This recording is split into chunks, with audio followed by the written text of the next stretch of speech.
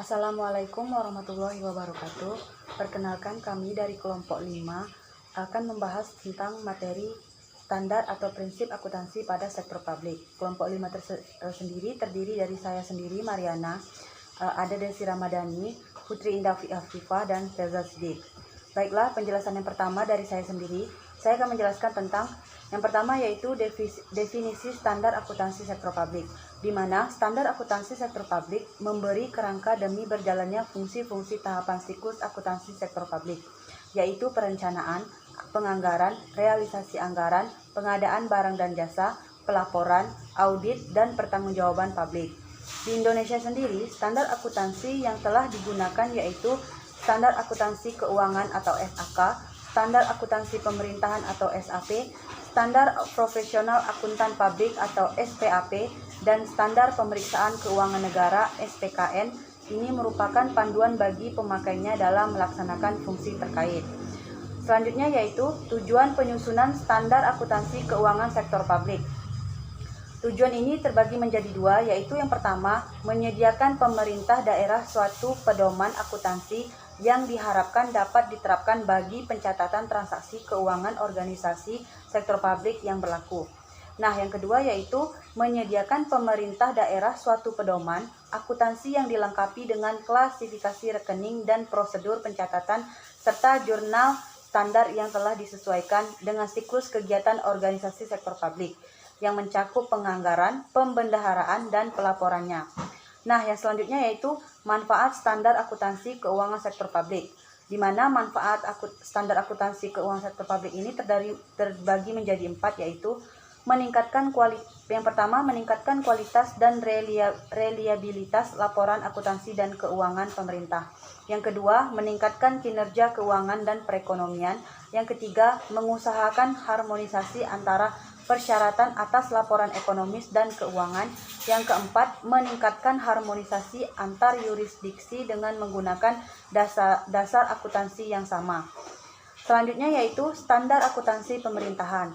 Nah, menurut Peraturan Pemerintah Republik Indonesia Nomor 71 Tahun 2010 tentang Standar Akuntansi Pemerintah Bab 1 Pasal 1 menyatakan bahwa standar akuntansi pemerintahan yang selanjutnya disingkat SAP adalah prinsip-prinsip akuntansi yang diterapkan dalam menyusun dan menyajikan laporan keuangan pemerintah.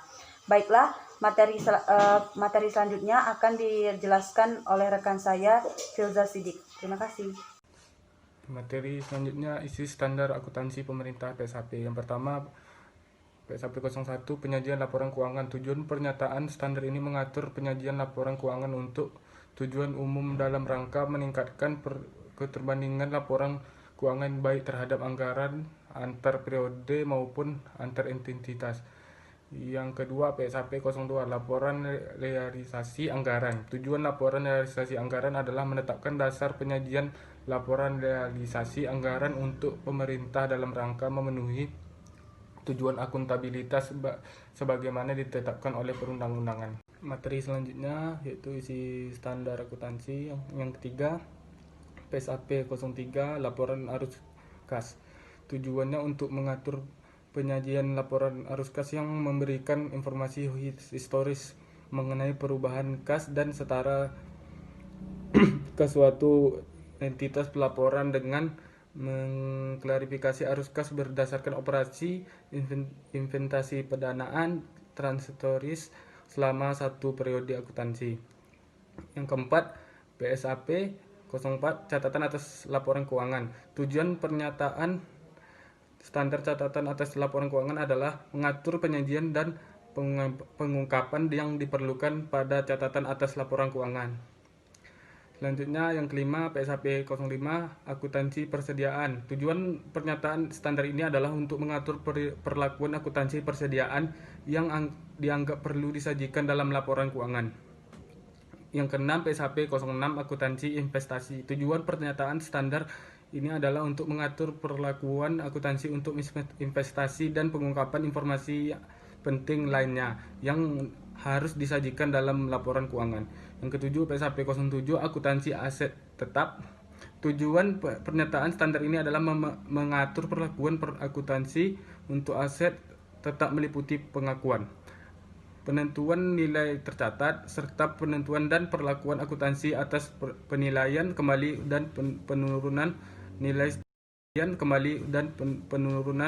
nilai tercatat aset tetap. Yang selanjutnya ke-8, PSAP 08, akuntansi konstruksi dalam pengerjaan. Tujuan pernyataan standar ini adalah untuk mengatur perlakuan akuntansi untuk konstruksi dan pengerjaan. Yang ke-9, akuntansi kewajiban PSAP 09.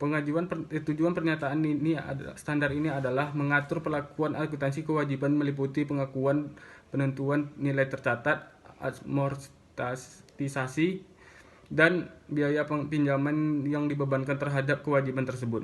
Yang 10, PSAP 10, akuntansi untuk koreksi kesalahan mendasar, perubahan kebijakan akuntansi dan peristiwa luar biasa. Tujuan pernyataan standar ini adalah untuk mengatur perlakuan akuntansi atas koreksi kesalahan akuntansi dan pelaporan keuangan, perubahan kebijakan akuntansi, perubahan estimasi akuntansi, dan operasi yang tidak dilanjutkan. Yang ke-11, PSAP 11, akuntansi khusus menyusun laporan keuangan konsolidasi. Tujuan pernyataan standar ini adalah untuk mengatur penyusunan laporan keuangan konsolidasi pada unit-unit pemerintahan dalam rangka menyajikan laporan keuangan untuk tujuan umum demi meningkatkan kualitas dan kelengkapan laporan keuangan dimaksud. Yang terakhir, PSAP 12, laporan operasional. Tujuan pernyataan standar laporan ini adalah menetapkan dasar-dasar penyajian laporan operasional untuk pemerintah dalam rangka memenuhi tujuan akuntabilitas penyelenggaraan pemerintahan sebagaimana ditetapkan oleh peraturan perundang-undangan. Selanjutnya, PSAK 45. PSAK 45 mengatur bagaimana pelaporan untuk organisasi nirlaba. Dalam pelaksanaan pengelolaan keuangannya, suatu organisasi nirlaba dapat memperoleh suatu surplus yang merupakan selisih antara aliran kas masuk dengan aliran kas keluar. IAI menerbitkan pernyataan standar akuntansi keuangan nomor 45 tentang pelaporan keuangan organisasi nirlaba. Dalam PSAK tersebut dapat diuraikan. Yang pertama, PSAK nomor 45 memberikan pengertian tujuan pelaporan keuangan organisasi nirlaba adalah untuk menyediakan informasi yang relevan untuk memenuhi kepentingan para penyumbang, anggota organisasi, kreditur, dan pihak lain yang menyediakan sumber daya bagi organisasi nirlaba. Yang kedua, sifat pembatasan dana. Menurut PSAK nomor 45, laporan keuangan organisasi nirlaba terdiri dari laporan posisi keuangan, laporan arus kas, laporan aktivitas, dan catatan atas laporan keuangan. Yang ketiga, pembatasan temporel. Merupakan pengguna sumber daya oleh penyumbang yang menetapkan agar sumber daya tersebut dipertahankan sampai dengan periode tertentu atau sampai dengan terpenuhnya keadaan tertentu. Yang keempat, sumbangan terikat. Merupakan sumber daya yang penggunaannya dibatasi untuk tujuan tertentu oleh penyumbang. Yang kelima, komponen laporan keuangan menurut PSAK nomor 45 meliputi laporan posisi keuangan, kemampuan organisasi untuk memberikan jasa secara berkelanjutan, likuiditas, fleksibilitas keuangan, kemampuan untuk memenuhi kewajibannya, dan kebutuhan pendana eksternal, laporan aktivitas, dan laporan arus kas. Yang tujuan utama laporan arus kas adalah menyajikan informasi mengenai penerimaan dan pengeluaran kas dalam suatu periode tertentu. Selanjutnya, ISAK 35, perubahan istilah terjemahan atas kata not for profit. Sebelumnya dalam PSAK 45 diterjemahkan sebagai nirlaba, namun kemudian dirubah oleh DSAK IAI dalam ISAK 35 menjadi non-laba dengan dasar bahwa sesungguhnya aktivitas utamanya tidak berorientasi mencari laba, namun bukan berarti tidak menghasilkan laba atau nirlaba. Selanjutnya, ruang lingkup objek ISAK 35, diantaranya yang pertama, entitas berorientasi non-laba terlepas dari apapun bentuk hukumnya. Yang kedua, diterapkan juga oleh entitas yang menerapkan SAK etap atau Standar Akuntansi Keuangan Entitas Tanpa Akuntan Publik. ISAK 35 hanya mengatur mengenai penyajian laporan keuangan, sehingga ketentuan akuntansi lain yang dilakukan oleh entitas non-laba tersebut mengacu kepada SAK atau SAK etap masing-masing yang relevan. Yang ketiga, kebebasan untuk melakukan penyesuaian terhadap beberapa hal sesuai dengan kondisi entitas non-laba tersebut.